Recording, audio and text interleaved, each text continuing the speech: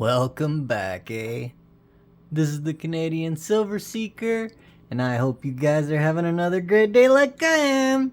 I just got back from my weekly LCS trip, and I had to pick up myself another $5 at 80% silver to help fill my $1,000 Royal Canadian Mint bag.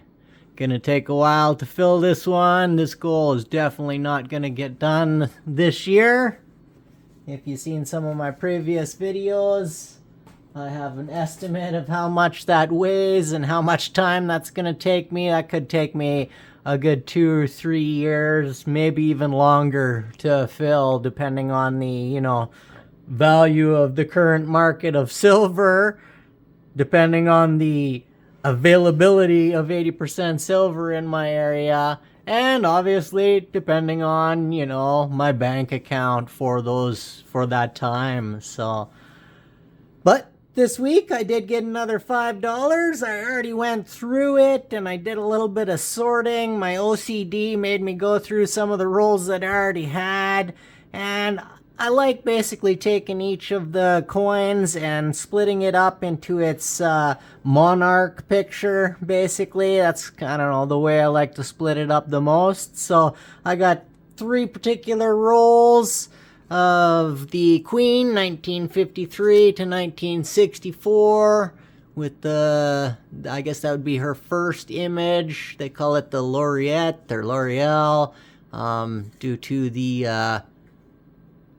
the wreath on her head, or tiara, whatever you want to call it.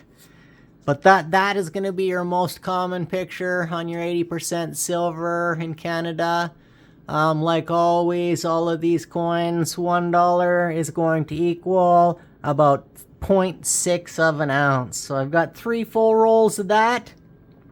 And today, with the $5 that I purchased, I was actually able to fill a roll of King George VI. This is a full $10 roll, 1937 to 1952, King George VI effigies on there. So this is actually my favorite effigy of all of the effigies. I don't know why.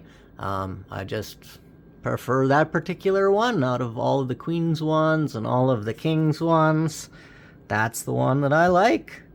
And that includes up to this year in 2024 with King Charles III. I am not a super huge fan of that effigy. It's not bad. I know some people got a real problem with it. I don't have a huge problem with it. Just not my favorite. For some reason, King George VI is definitely my favorite, and very glad to have filled up an entire roll of quarters with that. Each of those rolls of quarters being 0.6 of an ounce for $1 of 80% silver is going to be 6 ounces of silver in there. So 6, 12, 24, and then in front of us I have just over $10, another 6 ounces. So basically 30 ounces, just a little bit over. And yeah, there are some different effigies. So like I say, I've got almost another half a roll of the Laureate effigy. That is going to be your most common for your 80% silver. You do get in 1965, 1966, you get the more updated effigy of Queen Elizabeth II. That's going to be probably your rarest that you're going to find, just because there's only 2 years of it. I did get a little bit of actual sterling today. So I do have the effigy of King George V as well. And from 1920 to 1936, I believe it is. Yeah, 1920 to 1936 has King George VI on it. Some of these you can't tell what the date is, like that one. So that one could be 80% silver. That could be sterling silver, 0.925. The difference is very, very small. The 80% silver in quarters is 0.15 of an actual silver weight per ounce.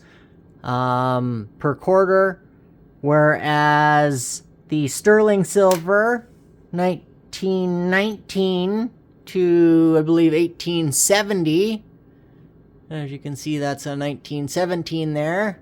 That's 925, and that's a 0.17 of an ounce. So I guess it adds up if you got many rolls, but my LCS is just including this within my 80% silver at the same cost.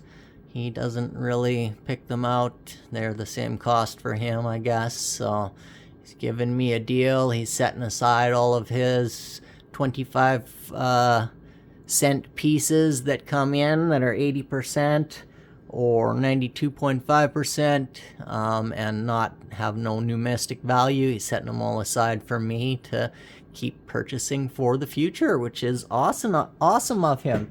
He gave me today almost $2 of 92.5%. One of them I can't actually read the date, but the rest of them I can definitely read the dates on them, and they are all sterling silver.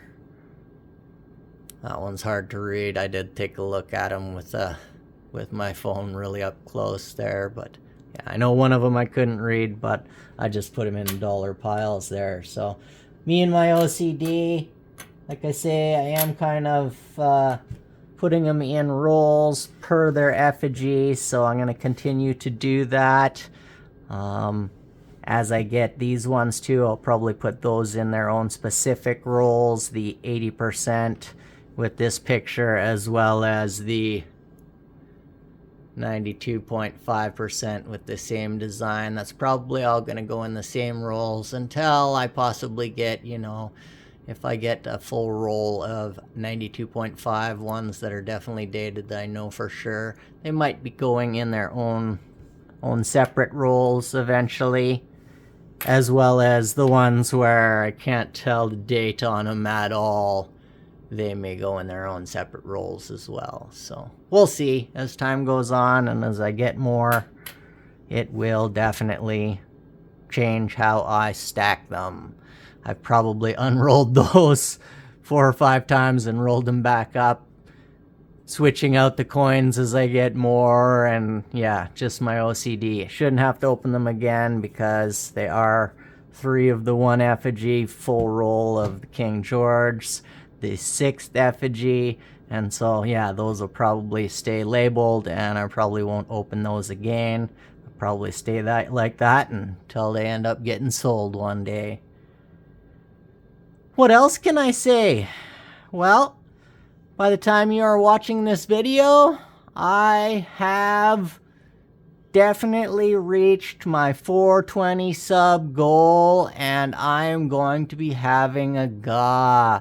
I do have a bit of a queue of videos up here for at least a month, so by the time you're watching this, there'll probably already be a GAW video, because I'm going to try to sneak that one in between some of my queue here to get it out a little bit sooner.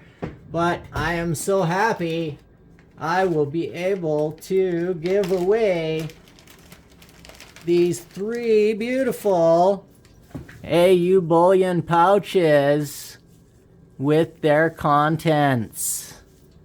I did change the giveaway in one of these pouches. I wanted to give away a little bit more silver than I was actually giving away.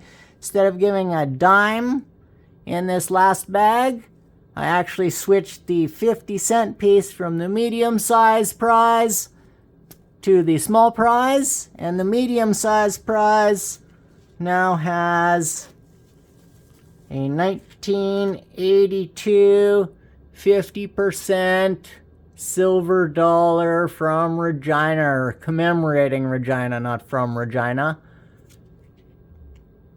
And yeah, that will be going out. That is 0.37 of an ounce actual silver weight. It is 50% silver, 36 millimeters approximately diameter. I don't know the exact weight off of hand. Actually, I have it written down. I wrote them all down the other day.